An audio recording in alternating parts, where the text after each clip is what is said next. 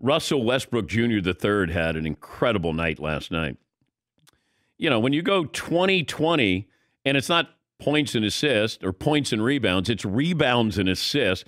Here's the full list of players with at least 20 rebounds and 20 assists in a game in NBA history. Wilt Chamberlain did it once. Russell Westbrook Jr. III has done it twice. That's it. Stat of the day, stat of the day, tap, tap, stat of the day, stat of the day. Here comes that what? Stat of the day.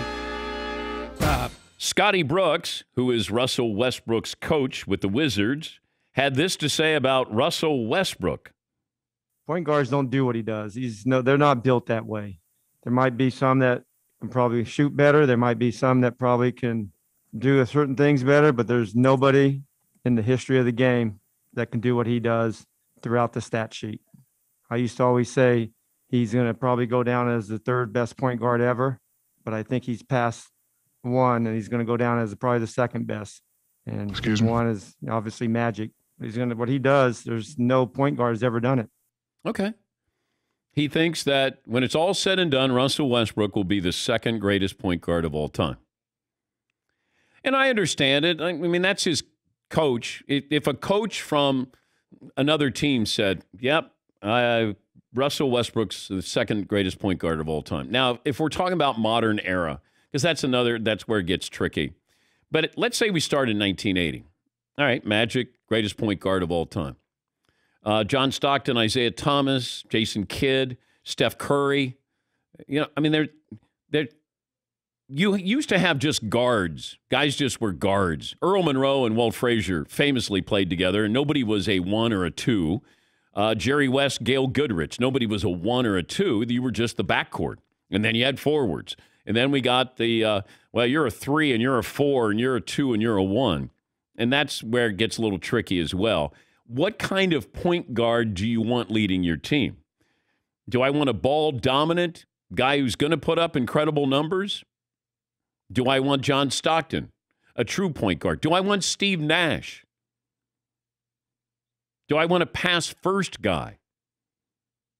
And, you know, that's a dying breed there. You know, Jason Kidd was probably capable of doing 20-20. Like, he was an unbelievably talented player and then became a far better shooter. Isaiah played on a balanced team. You get no argument from me with Magic, greatest point guard of all time, because I know when my point guard comes out, he's 6'9", I automatically have a huge advantage over you. Stockton was a wonderful guard who understood the game offensively and defensively.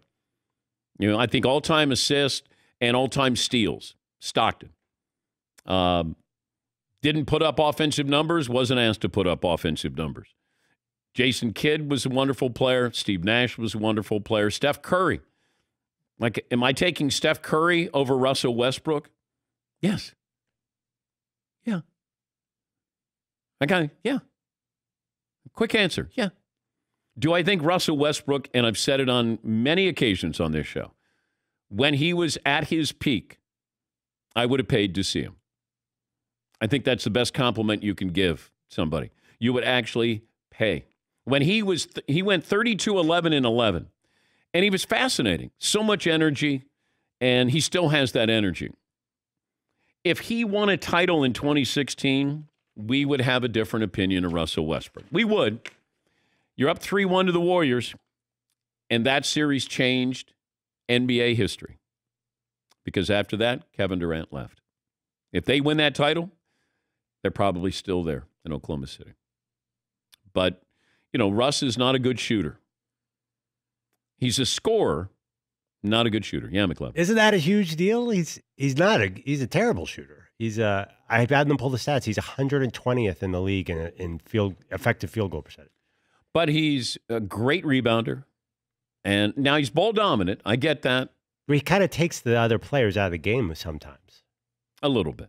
Whereas all those other guys you mentioned, Isaiah, Steve Nash, Magic, they put their offense to the side to help the team. Yeah.